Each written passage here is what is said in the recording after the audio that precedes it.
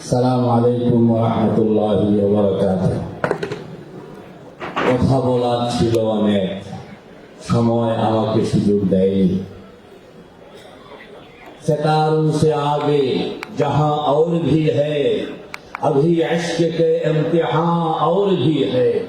उलझ कर न जा आलम रंगबू पर, तेरे आसमां और भी है। नूर हुसैन कासिम, এই তো এক মহা আসমান যেখানকার নক্ষত্র গুণে শেষ করা যায় না।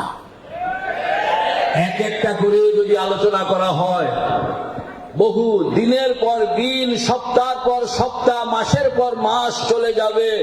নূর হুসাইন কাসেমের উলুম ও মাআরিফের সেই অতলান্ত কখনো খুঁজে পাওয়া যাবে না। আমি সংক্ষেপে আমার খণ্ডিত চিন্তা চিত্র যেটা আমি দেখেছি, আমার ছাত্র জমানায় আমার উস্তাদ ছিলেন, আমার মুরব্বী ছিলেন, আমার রাহবার ছিলেন, আমার পথনির্দেশক ছিলেন। আমাকে আমি হিসাবে যিনি গড়ে তুলেছিলেন সূচনা পর্বে, তিনি হইলেন হযরত মাওলানা নূর হুসাইন কাসেমি রহমতুল্লাহি আলাইহি। শুধু সংক্ষেপে একটা কথা বলবো, आलिम दो किस्म का होता है, कोई तो इब्नुल वक्त होता है और कोई होता है अबुल वक्त। কেউ জমানার বড় আলেম হন, আর কেউ তো নিজের আঙ্গিকে পুরা পৃথিবীটাকে নতুন ভাবে সাজিয়ে তোলেন। फूक डाले जमीन और आसमान मुस्तार और खाकस्तर से अपना जहां पैदा कर। ওই যে ইকবাল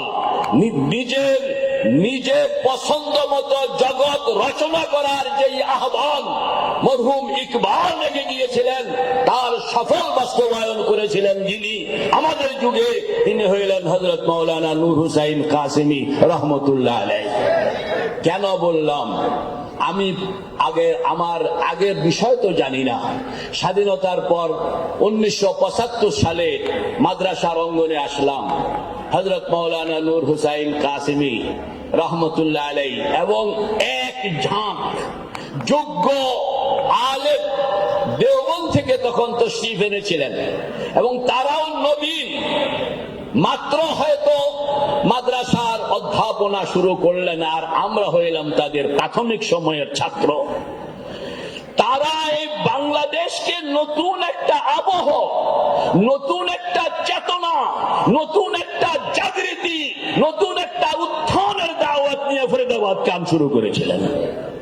এই যে নতুন ভাবে আমাদের বাংলাদেশের আলেম ওলামারা ইতিহাস কাকে বলে, সাহিত্য কাকে বলে, এই সমাজকে হ্যান্ডেল করার জন্য যোগ্যতা আবার সেই শাহ ওলিউল্লাহ রচিত হইতে হবে, আবার মুজাদ্দিদ আল-ফিসানি জন্ম নিতে হবে, আবার কাসেম নানুতুবি দুনিয়ায় আসতে হবে, আবার রশিদ আহমদ গঙ্গুহি জেগে উঠবে। ওই যে এক চেতনা নিয়ে যারা ফরিদাবাদ থেকে এক ঝাঁক যুবক আলেম, তাদের মধ্যে অন্যতম শীর্ষস্থানীয় ব্যক্তিত্ব, যাকে দারুল উলুম দেওবন্দ থেকে সদর বলা হইতো, হযরত মাওলানা নূর হুসাইন কাসেমির নেতৃত্বে কাম শুরু হয়েছে। আজকেও আমার কাছে ভালো লাগে, আমার ডান পাশে এই স্টেজের মধ্যে উপবিষ্ট ওই সেনাপতিদের অন্যতম ব্যক্তিত্ব আমার উস্তাদ হযরত মাওলানা ওবায়দুল্লাহ ফারুক দামাত বারাকাতুহুমুল আলিয়া।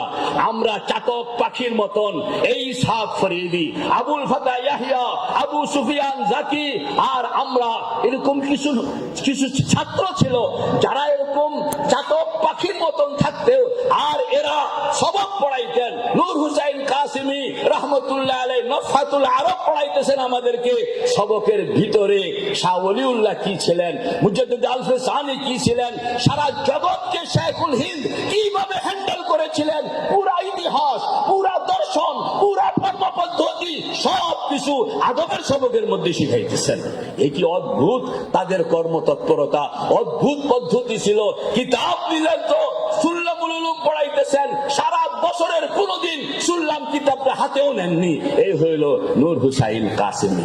আল্লাহ अबुल वक्त जो अपने दौर में पूरे दुनिया को अपने अपने अंदाज पर सजाते हैं वो आदमी था, वो इंसान था हजरत मौलाना नूर हुसैन कासिमी रहमतुल्लाह अलैहि। আমরা তো অন্যান্য ফন জানি, আদব জানি, ফিকহ জানি, তারপরে উসুল জানি, বালাগত জানি, কিন্তু নূর হুসাইন কাসিমি সবক পড়াইতে পড়াইতে এক পর্যায়ে নতুন একটা সবক, যেটা আমি কোনোদিন শুনিনি, আমি কোনোদিন জানিনি, সর্বপ্রথম শব্দটা হযরতের মুখ থেকে শুনেছিলাম, ये है ফলসফায়ে কাসিমি।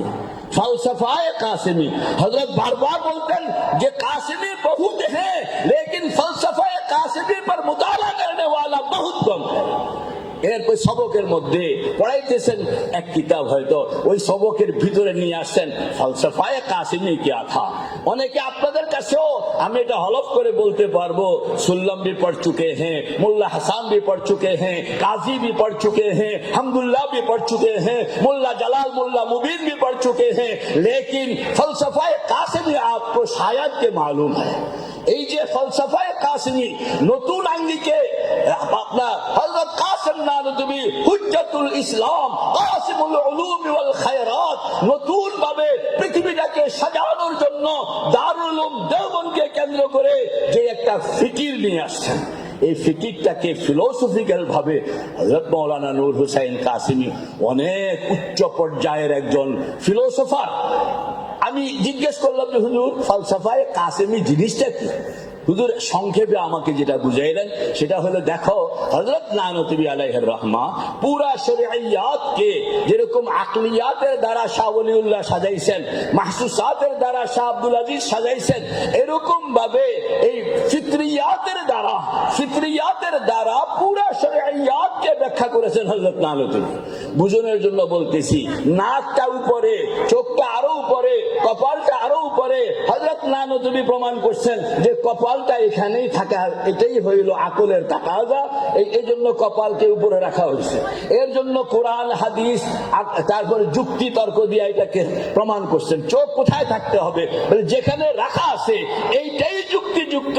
এটাকে হযরত নানুতুবি ব্যাখ্যা করতে করতে মক্কা মুকাররমা दुनिया में कहां होना चाहिए था, मदीना मुनव्वरा कहां होना चाहिए था, और मक्का से मदीना कितने दूर पर फासला होना चाहिए था, এরকম ভাবে हर फिक्रियात के अकलियातेर द्वारा, महसूसातेर द्वारा, मनकुलातेर द्वारा प्रमाण करा जो एक फलसफा, अल्लाह अकबर, हमें कहीं भी नहीं मिला। यहाँ तक के दुनिया के बहुत मुल्कों में हम घूमे हुए हैं, लेकिन कहीं भी फलसफाए कासिमी के ये तहकीकात कहीं नहीं मिला। एक जगह पर मिला था, वो है हमारे उस्ताद हजरत मौलाना अल्लामा बक़ियतुस सलफ यादगार अकाबिर हजरत मौलाना नूर हुसैन कासिमी रहमतुल्लाह अलैहि। আমার ভিতরে অনেক জ্বালা, আমার ভিতরে অনেক জ্বালা, আমার ভিতরে অনেক জ্বালা। হযরতকে ব্যাখ্যা আমি করব আমার ব্যক্তিগতভাবে, আজকে আমার কাছে সময় নাই, এজন্য সকলের কাছ থেকে দোয়া চেয়ে আসসালামু আলাইকুম ওয়া রাহমাতুল্লাহ।